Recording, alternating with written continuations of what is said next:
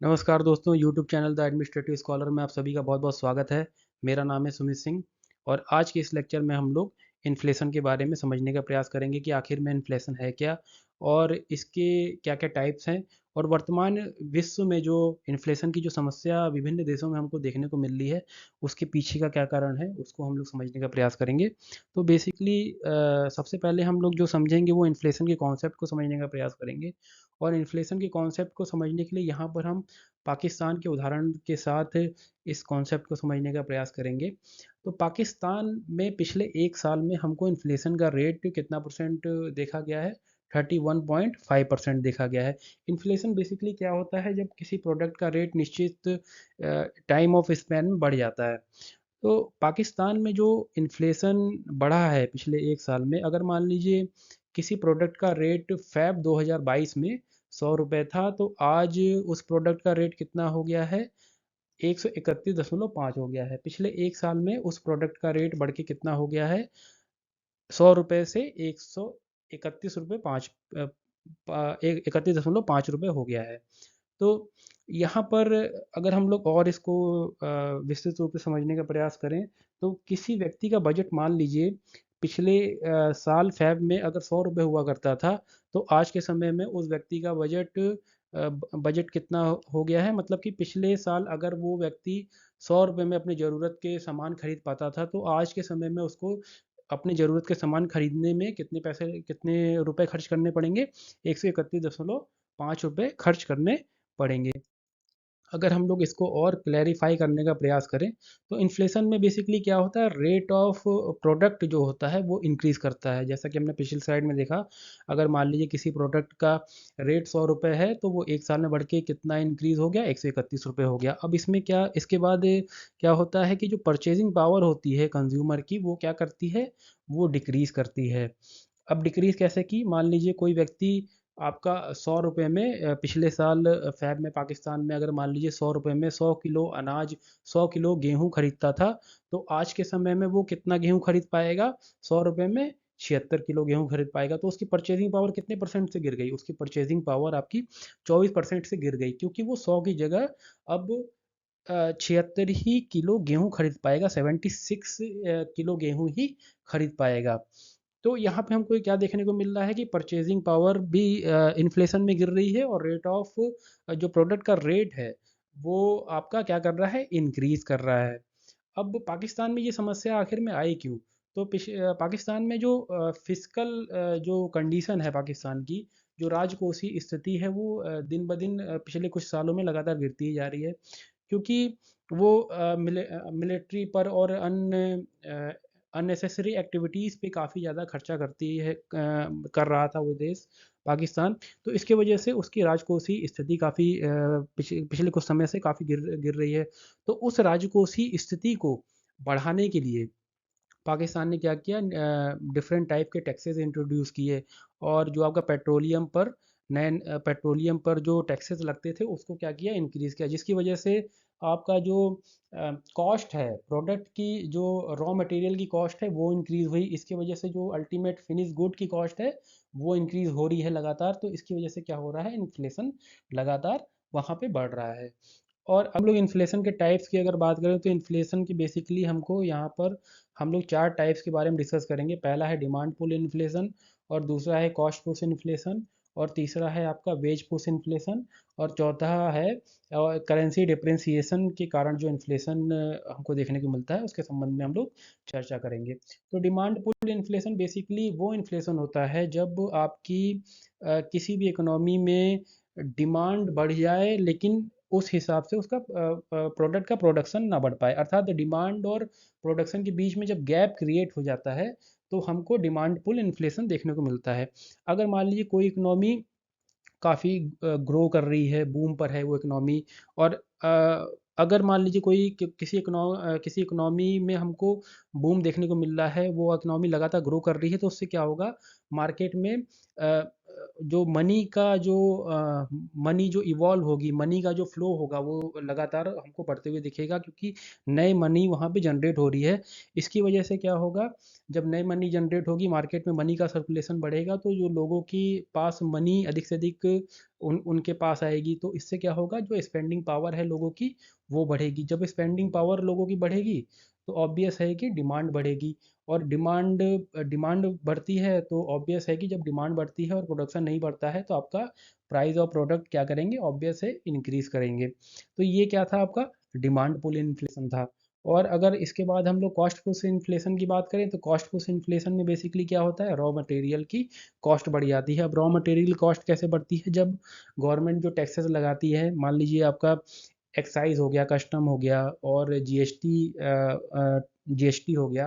तो अगर मान लीजिए गवर्नमेंट क्या करती है कि इन टैक्सेस के रेट हाई करती है, या आपका पेट्रोलियम पर एक्स्ट्रा एक्साइज टैक्स लगा, एक्साइज जो टैक्स लगता है पेट्रोलियम पे उसको बढ़ाती है, या अन्य प्रकार की जो टैक्सेस लगते हैं पेट्रोलियम पे उसको अगर इंक्रीज करती है, तो ऑब्वियस है कि जब पेट्रोलियम पर टैक्स इंक्रीज होंगे तो आपके जो पेट्रोलियम पेट्रोलियम का रेट, जो जिस रेट से हम लोग पर लीटर जो पेट्रोल भराते हैं, तो उसका क्या होगा, रेट इंक्रीज होगा। उसका रेट इंक्रीज होगा तो एक जगह से दूसरी जगह पर जो हम सामान को ट्रांसपोर्ट करते हैं उसकी उसकी कॉस्ट इंक्रीज होगी, उसकी कॉस्ट इंक्रीज होगी तो आपका कॉस्ट ऑफ प्रोडक्ट इंक्रीज होगा। कॉस्ट ऑफ प्रोडक्ट इंक्रीज होगा तो ऑब्वियस है कि जो फाइनल जो फिनिश गुड है, अंत में जो प्रोडक्ट मार्केट में जा रहा है उसका क्या होगा, जो रिटेल मार्केट में जो प्रोडक्ट जा रहा है उसका क्या होगा,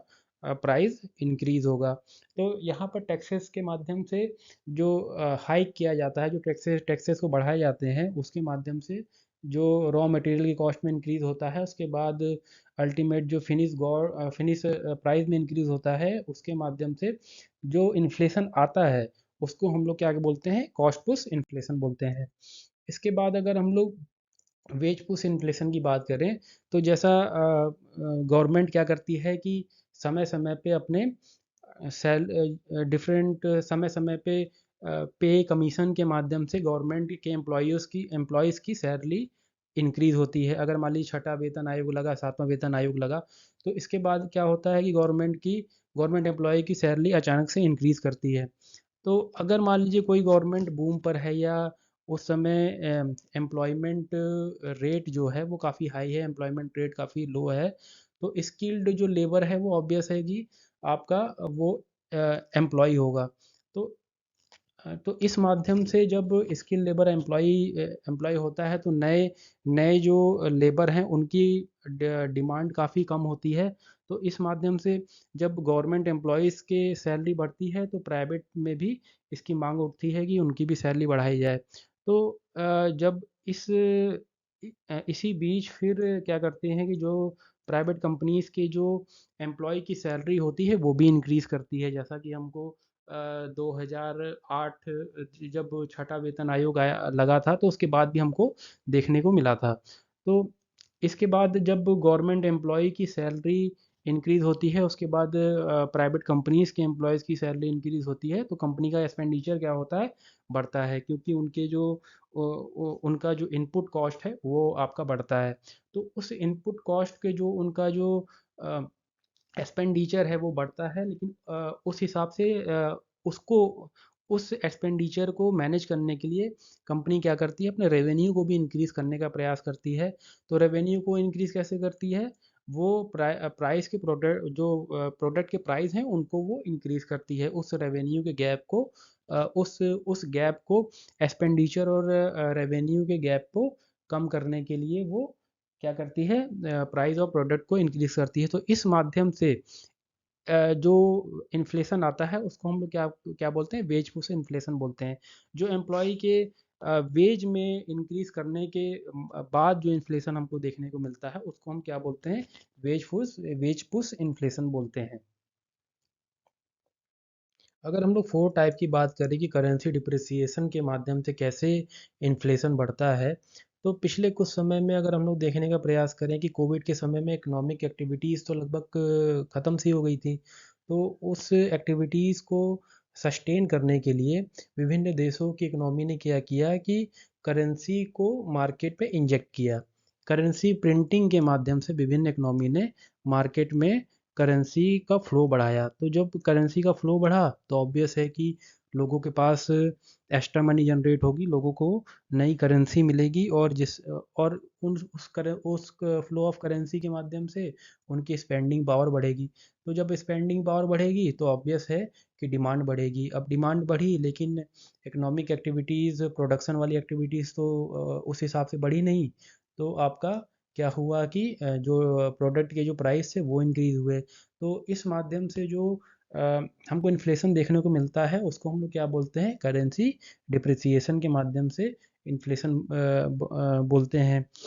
अब यहाँ पर अगर हम लोग बात करें इंडिया की, तो इंडिया में भी अभी इस समय 6% से कुछ ज़्यादा इन्फ्लेशन देखने को मिल रहा है। आरबीआई ने जो भारत के संदर्भ में जो आपका इन्फ्लेशन का जो बैंड बनाया है वो 2 से 6% के बीच में बनाया है, अर्थात 4 +- 2। लेकिन अब 6% से कुछ ज़्यादा भारत में इन्फ्लेशन बढ़ते हुए देखा जा रहा है। सीपीआई कंज्यूमर प्राइस इंडेक्स को अगर हम लोग देखें तो 6% से कुछ ज़्यादा हमको देखने को मिल रहा है। तो इसको लगातार प्रयास किए जा रहे हैं गवर्नमेंट और आरबीआई के माध्यम से भी कि इस इन्फ्लेशन को किसी भी तरीके से हम विद इन द बैंड जो आरबीआई ने बनाया है उसके अंतर्गत हम इसको ला सकें। और अगर अमेरिका की बात करें तो अमेरिका ने भी काफ़ी हद तक जो कोविड के समय में मार्केट में पैसे इंजेक्ट किए थे उसके माध्यम से अमेरिका में भी पिछले काफ़ी समय से आपका इन्फ्लेशन देखने को मिल रहा है। अमेरिका ने भी काफ़ी बड़ी मात्रा में कोविड के समय में मार्केट में पैसे फ्लो किए थे।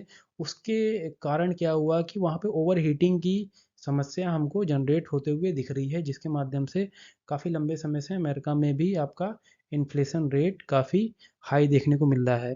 तो इस लेक्चर के माध्यम से हम लोगों ने इन्फ्लेशन की समस्या के बारे में समझने का प्रयास किया कि इन्फ्लेशन के क्या-क्या टाइप्स हैं और पाकिस्तान और इंडिया और अमेरिका में इन्फ्लेशन किस प्रकार से हमको बढ़ते हुए दिख रहा है। तो इन्फ्लेशन बेसिकली आपका इकोनॉमी के लिए अच्छा भी है और इकोनॉमी के लिए बुरा भी है। अगर ये विद इन बैंड रहे या फिर एक निश्चित परसेंट पे रहे तो वो इकोनॉमी के लिए अच्छा भी है, क्योंकि अगर मान लीजिए इन्फ्लेशन ज़ीरो हो जाएगा या नेगेटिव इन्फ्लेशन या डिप्रिसिएशन आपका डिसइन्फ्लेशन हो जाएगा, तो उसके माध्यम से क्या होगा, इकोनॉमिक ग्रोथ पूरी तरीके से हैम्पर हो जाएगी, बढ़ेगी ही नहीं इकोनॉमी।